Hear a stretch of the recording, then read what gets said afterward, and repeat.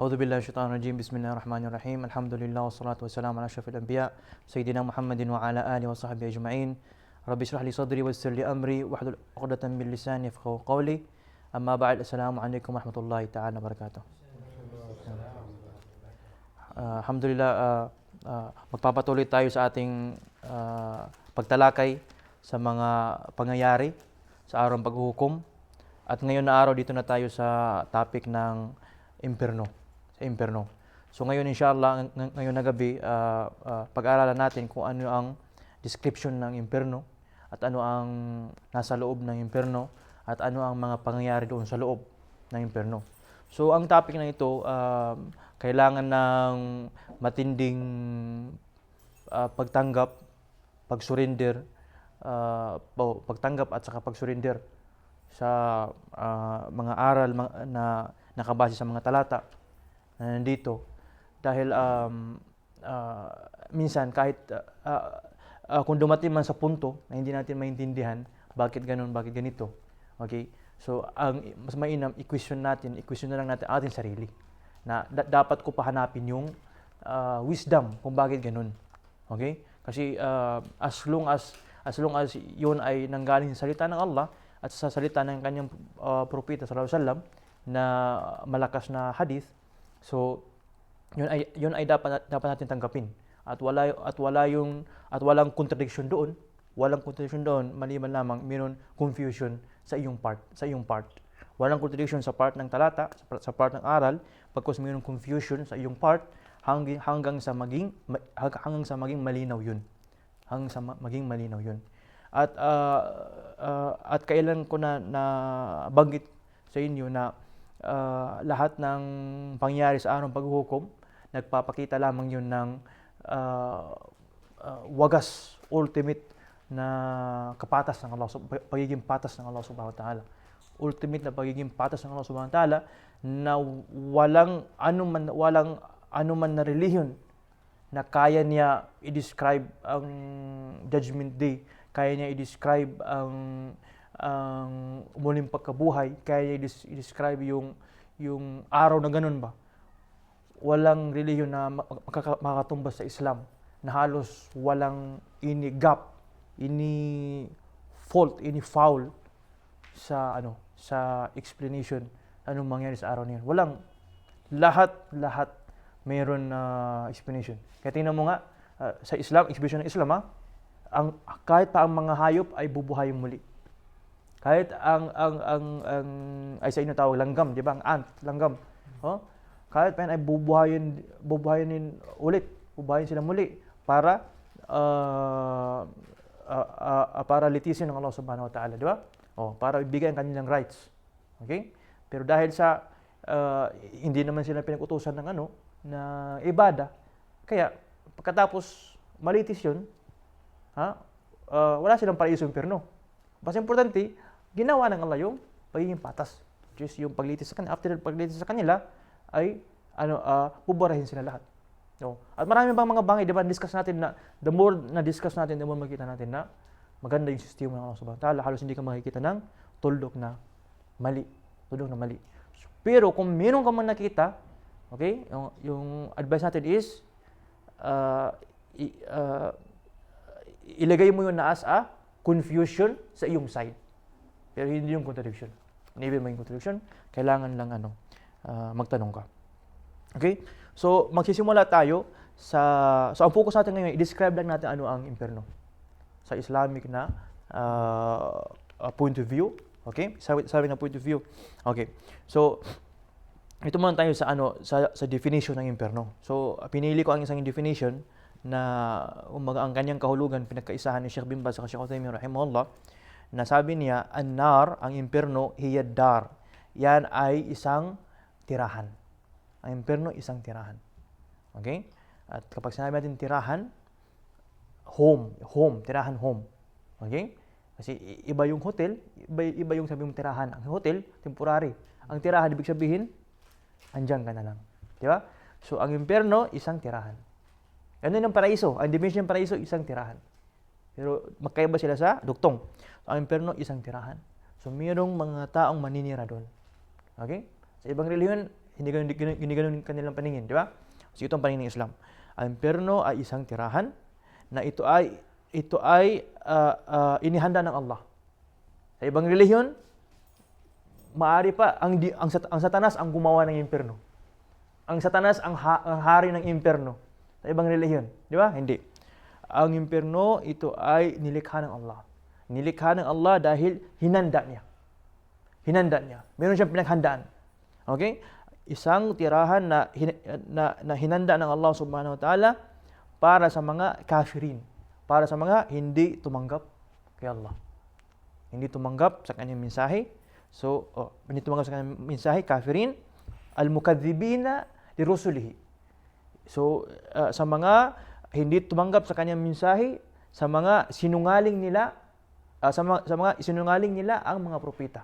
Okay, ang kanyang mga sugo. Ibig sabihin, ang mga sugo, ang mga mensahe na dumating sa kanila na totoo, ginawa nila na parang hindi totoo. Hindi nila tinanggap.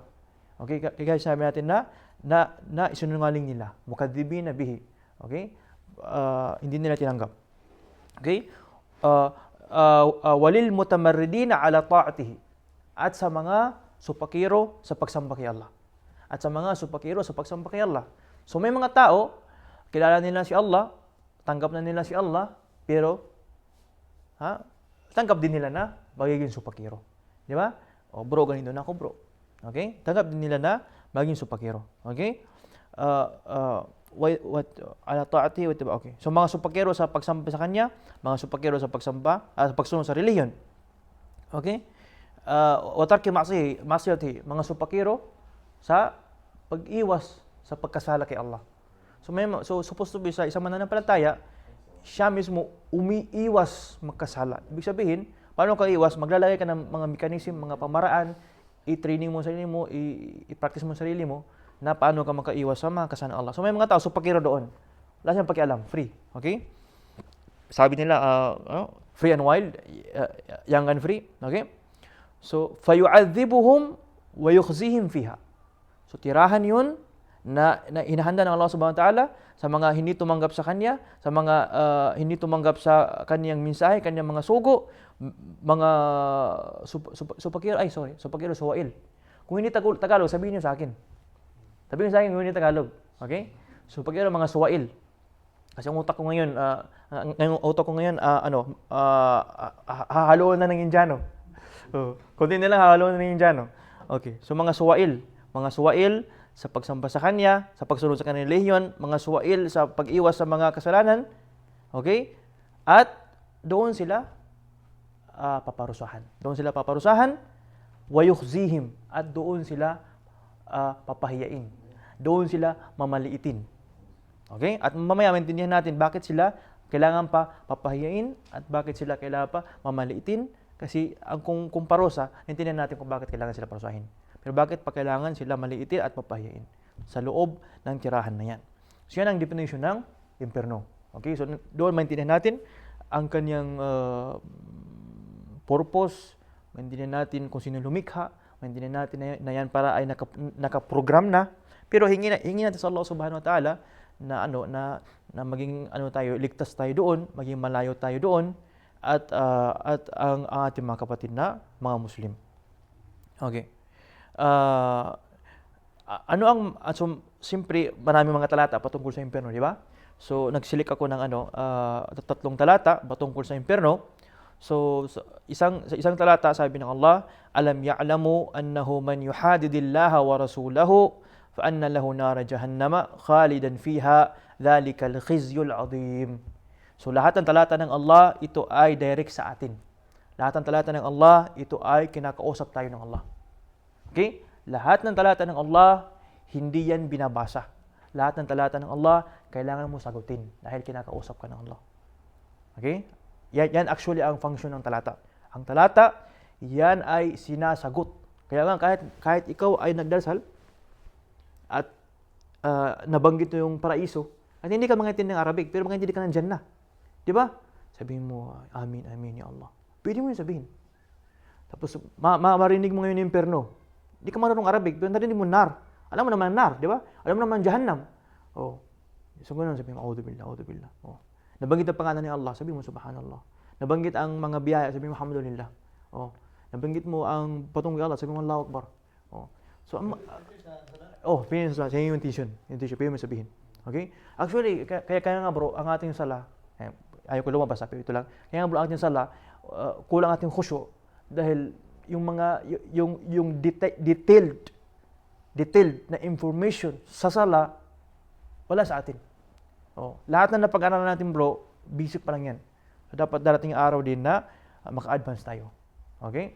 Huwag niyo isipin na ang kaalaman na napag-aralan ninyo dito, tapos yung kaalaman na pinag-aaralan ng mga scholar, mga university, doon. Wala. Yung pinag-aaralan nila, dito rin, pero upgraded. Taas lang. Taas lang yun. Wala. Pakakalanin nyo, doon yung pag-aaralan nyo, dito yung pag-aaralan nyo. Hindi ganun kakomplikado yung Islam. Hindi ganun komplikado yung Islam na ang kaalaman ng Islam ay natago sa inyo. Parang ginagawa ng iba, ang pari lang nakakaalam. Pari lang nakakaalam, followers din nakakaalam. Hindi. Ang kaalaman ng Islam, lahat ng napag-aaralan niyo, kumbaga, almost lahat ng feeling Islam actually, narinig niyo, napasukan ninyo. Pero yun yung pinaka-basic. Dapat lang yung angat. Angat niyo yung sala, angat niyo yung siyam, angat niyo yung zakah, angat niyo yung hajj. Hindi yung maghahanap kayo ng, ano kaya ang mga sekretong pagsamba na pampalapit kay Allah? Ano kaya dyan mga sekreto ng mga, bro, panghingi dyan ng mga sekreto na dua, ng mga epektibo. Bro, panghingi dyan ng mga estilo ng pagdasal na hindi alam ng iba. Pahingi dyan ng mga ganun pa. Hindi ka na relihiyon. Hindi ka na relihiyon. Ano nasa atin ngayon na pang-atin na basic, i-improvise lang yun, advance lang yun. Advance, ganun, advance lang yun. Okay? So, tingnan nyo ano sabi ng Allah.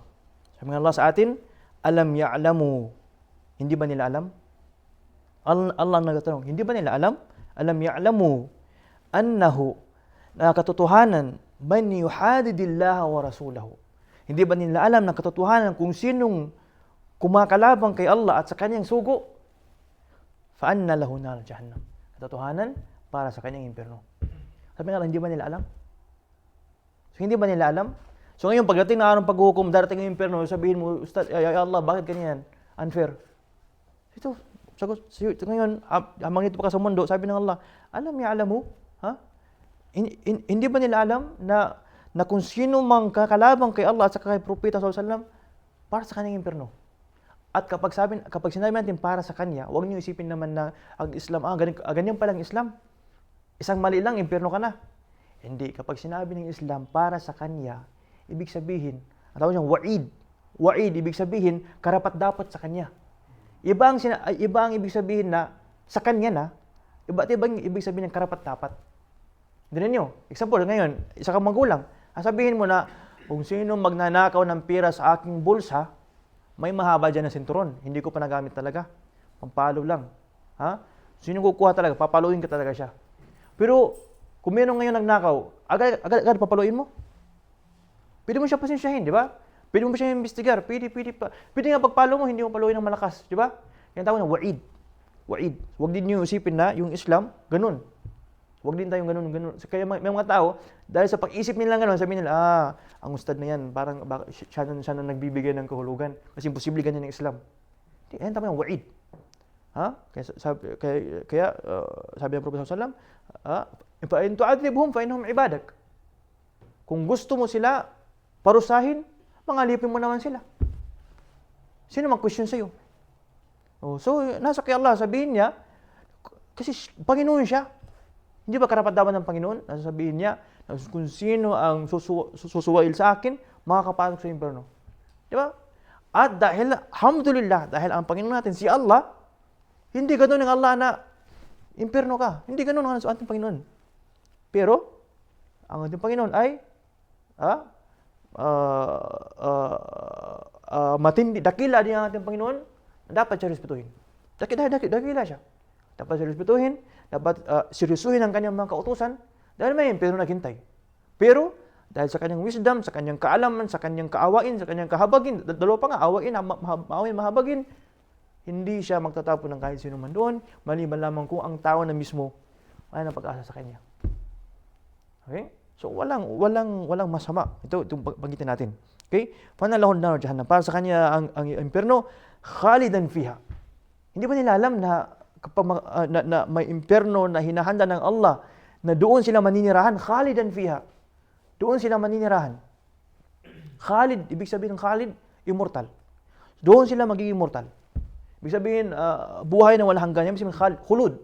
Khulud, buhay na walang hangganan. Dito sa ating khulud, pharmacy, di ba?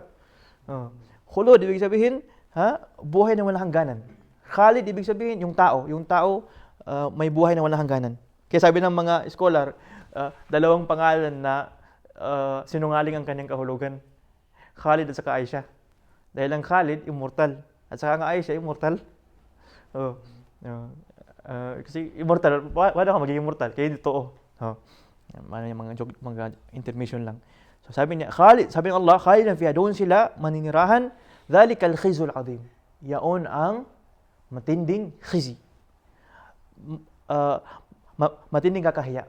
Matinding kakahiyan ba? Matinding, sa English ba, shame. Anong tawag doon? Shame. Yung nga, matinding kahihiyaan, di ba? Matinding kahihiyaan. At maintindihan natin bakit sinabi ni Allah matinding kakahiyaan. Okay, bakit sila papahiyain ng Allah? Maintindihan natin mamaya. Sabi ng Allah sa pangalawang talata, wa inna lit-taghina la syarra ma'ab. Sabi ng Allah, katotohanan para sa mga taghi. Taghi, ibig sabihin ng taghi, yung mga taong nagmamalabis. Yung sobra na. Di ba sabi ko sa inyo, kung kasi ba sabi ko sa inyo na kung makita niyo, di ba sabi sa inyo na kung tumitingin kayo sa paligid niyo, makikita kayo ng mga tao na sobra na talaga ang kasamaan nila, di ba? Kaya may impyerno, di ba? Kaya sa Allah sabi, wa inna lit-taghina la syarra ma'ab. After niya sinabi yung gantimpala sa mga mabuting tao, sabi niya, totohanan sa mga taghi. Taghi ibig sabihin yung mga tao na marami na sila nasaktan. Kaya taghi. Taghi yung kanyang kasamaan na transferred na sa lahat, marami. Sukdulan. Sukdulan na ang kanyang kasamaan. Sabi ng Allah, wa inna litaya katotohanan sa mga taghi la syarra ma'ab. So, ngayon, wag mo isipin ng masama ang Panginoon. Bagkus isipin mo na, mashallah, at least Panginoon natin kinukuha niya ang karapatan ng kahit yung mga tao na hindi nila alam na ini-scam sila, hindi nila alam na may mga tao na kaya nagmahal ito, kaya hindi yun, may experiment noon, di ba? Pero ang Allah, nandiyan, nakakita ng Allah. Sige, ang ginagawa niyo, napasarap kayo ng buhay sa ang iba ginagamit niya, okay? Pero la syarra ma'ab. Sila ang pinaka masama, ma'ab, papuntahan, direction, patunguan. Sila ang masamang patunguan, anong patunguan nila? Jahannama. Jahannam, isang pangalan ng impyerno. Jahannama yaslawnaha. Ang Jahannam ay papasukan nila. Sabi ng Allah, fabi'sal mahad. Napakasama naman ng papuntahan na yun. Napakasama naman na katapusan na yun. Kahantungan. Maganda. Napakasama naman ng kahantungan na yun, sabi ng Allah. So kung Panginoon mo nagsabi na yun ay napakasamang kahantungan, bakit mo pailagay mo sarili mo sa makakahantong ka sa ganun na sitwasyon? Okay, pangatlo. Sabi ng Allah, innaha sa'at mustaqarra wa maqama. Yun din na same meaning sa fabi'sal mahad. Sabi ng Allah, katotohanan na yun, ang impyerno, sa'at mustaqarra. Napakapangit na tirahan. Maqama, napakapangit tirahan. Napakapangit na kalagayan. Ibig sabihin, huwag kayo dyan. Napakapangit talaga. Napakapangit. Sa isang talata din, hindi ko nasulat, pero natandaan ko. Kaya nasyagang ko wala dito. Yung isang talata na sabi ng Allah subhanahu wa ta'ala na napakalugi, na napakatalo, okay? Ng mga tao na doon na pupunta sa impyerno. Bakit sabi napakatalo? Kasi saan nagkukulang Allah? Okay? Kung sabihin ng tao na hindi ustad dahil ganito, hindi. Ang Allah may role siya. Kung hindi ang tao na datnan ng katuruan, paalala, hindi na Allah paparusahin. Given na 'yun. So huwag kang magalala. Walang makakapunta sa impyerno na hindi na Allah binigyan ng paalala. Wala, imposible. So yan ang mga tao, huwag mo na siya isama. Kung ngayon magsasabi ka ng, Ustad, may mga taong ganito, hindi. Bro. Binigyan na silang paalala. Lahat binigyan ng paalala. Lahat ng mga kabutan sa impyerno, binigyan sa paalala. At sila mismo magsasalita na sila sila ang limbong sa Tagalog? Limbong? Sila ang nagdaya sa kanilang sarili. Okay? So yun yung definition at saka mga ilang talata patungkol sa impyerno. Ito naman tayo ngayon sa, medyo mataas ito Ito naman tayo sa katangian, description ng khazanatun nar. Dito tayo magsisimula. Sa mga doon nagtrabaho sa impyerno. Hirap naman, no? Doon magtrabaho sa impyerno. Imagine mo, hindi ka taga-impyerno, pero doon ka magtrabaho. Mahirap, no? Ano ba, yung gaya ng sitwasyon ng mga taong nagtrabaho sa jail. Anong tawag sa jail? Silda? Ano? Anong tawag na jail? Kulungan, oh. Sa amin, tinatawag namin ng prisuhan, pero hindi pala prisuhan, kulungan pala. Oh. Nakita mo yung mga tao na nagtrabaho sa kulungan? Hindi sila priso, pero parang priso. Di ba? Sitwasyon nila delikado, maingay, mabaho, bla bla, hirap. Tapos kulong ka rin. ID, strict tayo, hirap. So, joke lang yun. So, ano ang katangian ng mga doon nagtrabaho sa impyerno? So, ang nagtrabaho sa impyerno, sino sila? Sino trabaho sa impyerno? Kasi sa ibang relihiyon, mga demonyo nagtrabaho doon, buti pang demonyo? Empleyado ng Panginoon? Ano yan? Anong klaseng relihiyon yan? Kaya nga ngayon, kapag maintindihan nyo ang point of view ng Islam sa araw ng paghuhukom, maintindihan din nyo na ang ibang relihiyon, hindi tama. Wala talagang logic sa kanilang sa kanilang paniniwala sa angels, paniniwala nila sa demonyo, paniniwala nila sa mga engkanto, paniniwala sa hayop, paniniwala sa tanim. Lahat na paniniwala nila, just by pag-aralan mo ng ating side, every time ma-encounter mo yung side nila, makakapagsabi ka na, mashallah, ada na Islam. Wala kang makikita na foul. So, hindi ba yung palatandaan na itong tama relihiyon? So, tingnan mo. So, ang tagabantay doon sino? Mga anghel. Mga anghel. So, may mga anghel, doon sila. So, mga anghel, sila ang empleyado. Ano, Satanas naging empleyado? Grabe naman, Satanas. Naging empleyado doon. Okay. So, may mga anghel na doon sila naka-assign. Kasi Allah subhanahu wa ta'ala systematic. Nag-assign siya ng mga anghel sa bawat department. Hindi siya yung anghel ng kumukuha ng buhay, siya din nagtrabaho doon sa kulungan, hindi. Systematic ng Allah subhanahu wa ta'ala, may mga anghel na ngayon pa lang doon na sila. Mga anghel, doon na sila. Ang tao sa kanila, khazana. Okay? Kullama ulqu fiha, sabi ng Allah sa surah At-Tabarak, kullama ulqu fiha, every time na may tinatapon na mga tao fiha sa impyerno, sa'alahum khazanatuha. Tinatanong sila ng khazana. So mga anghel doon, tawag sila khazana. Ang kanilang kumbaga job description, khazana. Okay? Pero ang khazana, okay, mamaya. Okay? So khazana sila. Ayan ang mga anghel, khazana. So ano ang katangian nila? Katangian nila number 1, napakalakas.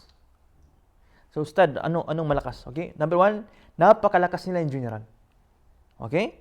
Kasama ang lakas ng katawan at saka ang lakas ng galaw.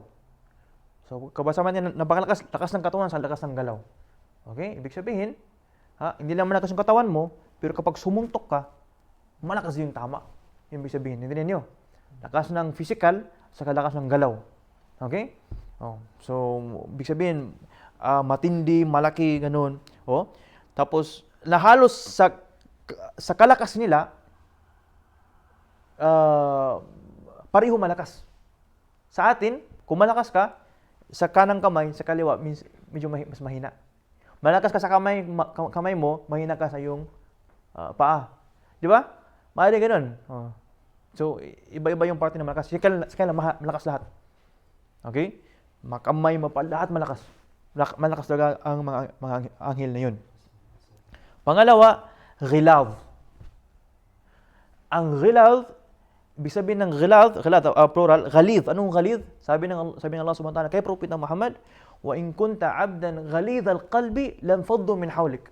Sabi ng Allah kay Propeta Muhammad, o propeta, kung ikaw ay naging sana isang abd, alipin na ghalidh al-qalb, alipin na magaspang ang puso, lahat ng tao aalis sa'yo. Lam faddu min hawlik. Sabi ibig sabihin ng ghalidh, magaspang, bitter. Ano ba? Magaspang talagang tao, yung anong term magaspang tao? Lana? Mahigpit. Mahigpit yung ano pa? May term pa kayo? Walang awa. Walang kupal. Anghel. Walang awa, yung pala, walang awa. Ang ghalid, yung taong walang awa. Walang awa. Kupal kung sa tao. Kung tao kupal. Yung tao walang awa. So ang ghalid, okay, magaspang siya na walang awa. Kaya sabi ito, la yarhamu, wala siyang awa. So sinadya ng Allah na sila maging magaspang walang awa. Bakit? Kasi ito, lahat ng sabihin natin bro, lahat ng sabihin natin na negative, lahat nito dagdag parusa sa kufar. Para lang ma-imagine nyo kung gaano kahirap ang impyerno. Na halos ang anghel mismo, parusa sa kanila. So ang anghel, ginawa sila na walang awa. Walang awa sa mga kufar. So kung ngayon, ang tao makapunta sa prisuhan, pero nakita niya yung mga guardian, naaawa kapag umiyak ka, naaawa kapag nagutom ka. Di ba? Mag-starve ng tao, starve. Hindi yung starve rally, starve strike. Mag-strike ka, di ba? Di ba minsan mag-strike sila, di ba? Ganun. Doon sa impyerno, ang naka-assign sa mga taga-impyerno na nagtrabaho doon, empleyado doon, walang awa. Wala na. Imagine mo, walang awa ang naka doon. So, meron para anghel na walang awa? Okay? May anghel na ganyan. Okay? Yung mga anghel doon sa impyerno. Wala silang awa sa mga hindi manampalataya. Okay? At magaspang pa sila. Okay? Pangatlo, ang kanilang imahe, napakasamang view. So, kung lahat ito mga summarize, marami, actually, mataas ito ang topic. Lahat ito summarize. Ang kanilang imahe, in short, napakasamang view na ma-imagine ng tao doon sa impyerno. Yun. But sinamarize ko, napakasamang view. Ibig sabihin, nakakatakot, nakakadiri, ayaw mo tingnan. Tapos yun pa yung kasama mo. Lahat ng parusa, Ito, binag-usapan pa natin ang katangian ng mga empleyado sa impyerno. Pangapat, napakarami nila. Okay? At meron silang 19 ka pinuno. Okay? 19 ka pinuno. At lahat ng pinuno na yan ay under ng isang anghel. Sino ang anghel na yun? Sinong boss na anghel sa impyerno? Hindi si Iblis ang boss dyan, Baka si Satanas ang boss sa impyerno. Hindi. Sinong boss dyan? Isang anghel. Hindi. Si Malik. Okay? So, Malik ang pangalan ng pinakamataas na anghel dyan sa impyerno. Siya yan ang mayor. Siya ang mayor at meron siyang 19 ka pinuno o kaya konsilor konsilor general at napakaraming anghel na sa baba nila. Okay. Okay. So, panglima, actually subos itong nauna. Anong trabaho nila? Kaya medyo iniwit ko 'yun. Trabaho nila dalawa. Warden at saka gwardiya. So, may mga anghel na khazana, doon sila sa labas. Doon sila sa labas.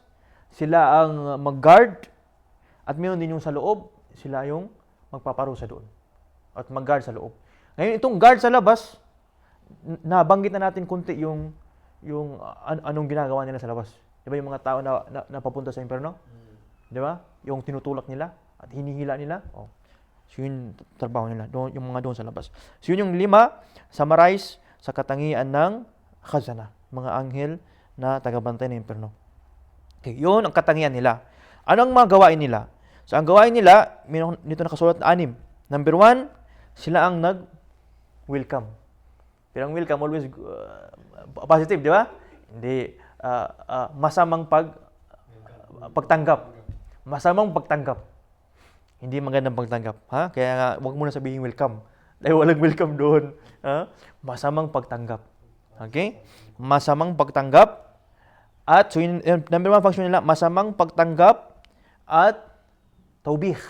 Ang taubih yung ito, nakalimutan ko rin. Yung taubih, pagsisi. Okay? Masamang pagtanggap, pagsisi. So malayo ka pa. Oh, Firaun, kumusta na? Kumusta na ang pagmamayabang sa mundo? Ganun, totoo yun. Firaun, kumusta na ang pagmamayabang sa mundo? Ha? Pinuntahan ka ni Moses. Kumusta na ang pagmamayabang sa mundo? Doon ang anghel pala magmamalit sa kanila. Yung sabihin na taubih, pagsisi. Yung ginamit ng term pagsisi, pero hindi ko nahanap. Hindi ko masyado sa Tagalog. Taubih.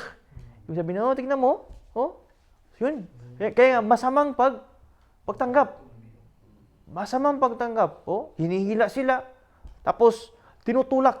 Kasi sino ang tao na may lakas pumasok sa pintuan ng impyerno? Wala. Wala nga makakalapit dahil sa init ng impyerno kapag nabuksan. Sino may lakas? For example, ako natry ko yung first time ako tatalon sa dagat sa mataas na area. Alam mo, kalahating oras ako nakatayo lang. Sabi ko sa sarili ko, bakit hindi ako talon? Pinakakatalon ako, wala na. Yun. So, nandiyan mo sino? Kaya nga sila tinutulak, tinutulak sila sa impyerno. Bakit? Walang sino man, kahit gaano kasama ng tao, walang sino man na kaya niya utusan ng kanyang sarili, lumapit sa impyerno, paano pa kaya magkapasok? Kaya, trabaho ng anghel, na tulakin sila doon. Walang, sino may lakas loob, papasok sa impyerno? Wala. Okay? So, yun, sisihin sila. Firaun, Karun, o kaya mga presidente, saan ka na? Hitler, saan ka na? Ganun. Ano? Maldives.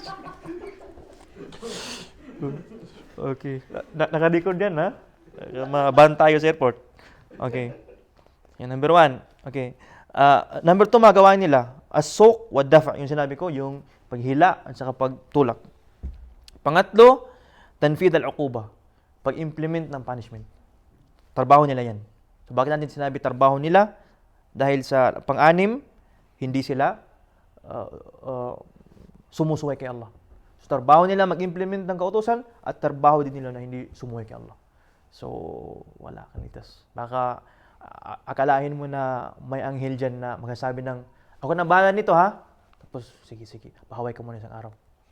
Wala. Walang ganyan. Trabaho nila magparusa at trabaho nila ang hindi sumuway kay Allah.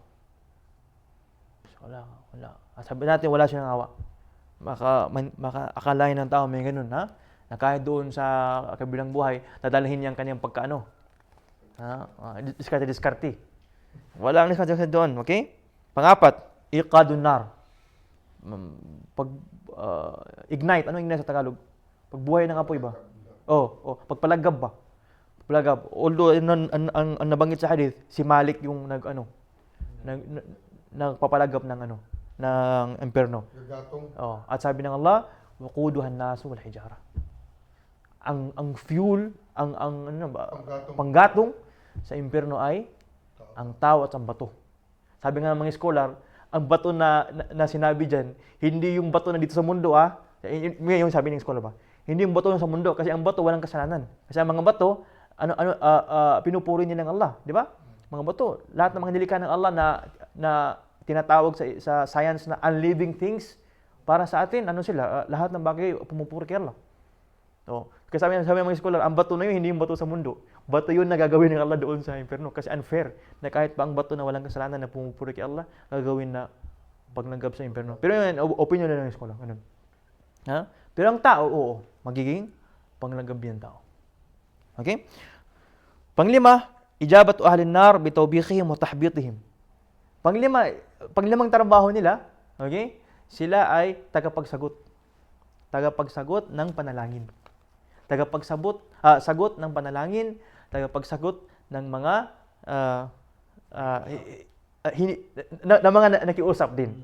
Panalangin at saka nakiusap. So, panalangin, Ya Allah, ibalik mo ko sa dunya. Ya Allah, hindi ko na gagawin. Ya Allah, Ya Allah, Ya Allah, sana burahin mo na ako. Ya Allah, tama na, okay na, tanggap ko na, hindi ako magkaparaiso, basta burahin mo na lang ako. Yun. So, ngayon, sila ang tagasagot. But ni mo. Oo, kasama ng anghel, trabaho niya ang tagasagot dyan. Hindi yung, bahala ka dyan. Hindi, sasagutin yan. Bawat panalangin sasagutin ng anghel. Sabi ng anghel na, okay, ngayon ka pa? Ha? Tadyakan kita dyan. Oh, ganun. Oh.